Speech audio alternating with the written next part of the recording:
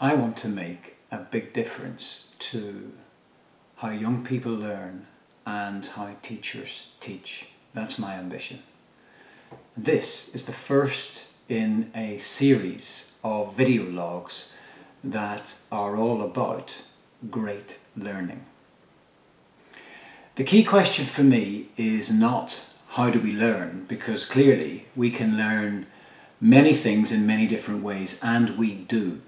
People learn new things all the time. So that isn't the key question for me. The key question for me is how do we learn best?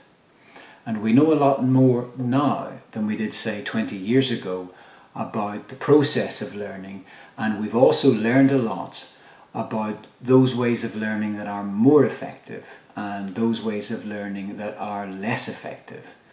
And I'm interested in learning in the best way possible.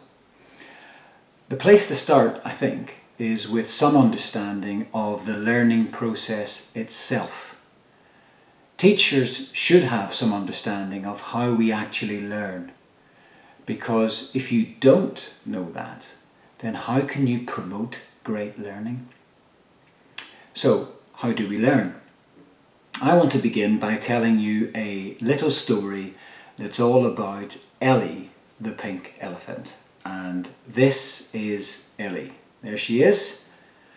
I want you to imagine that you open your front door and you step out to go into the street, and in front of you in the street is a life-sized real pink elephant. Just like this, only much bigger clearly. And her name is Ellie. And as you look at Ellie, she turns her head to look at you.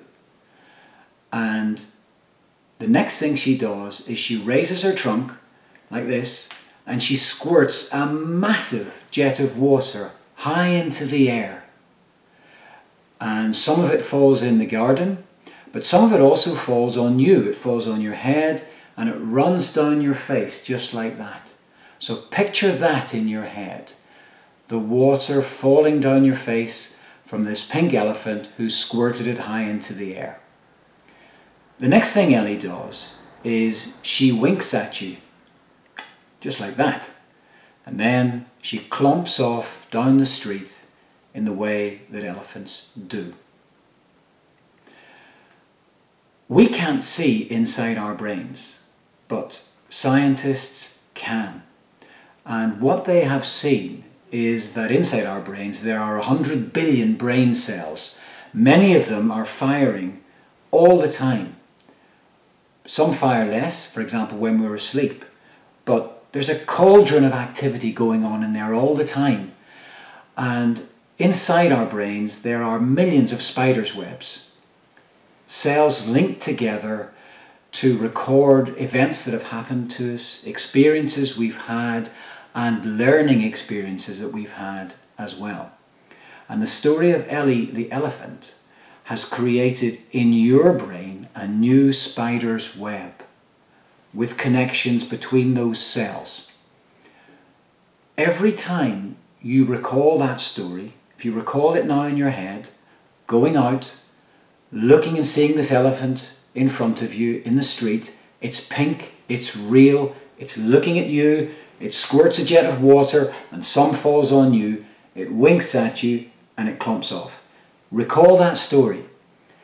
Every time you recall that story, the connections between those cells fire up again, just like they did the first time you saw the elephant. And the connections over time between those cells can get stronger through recall.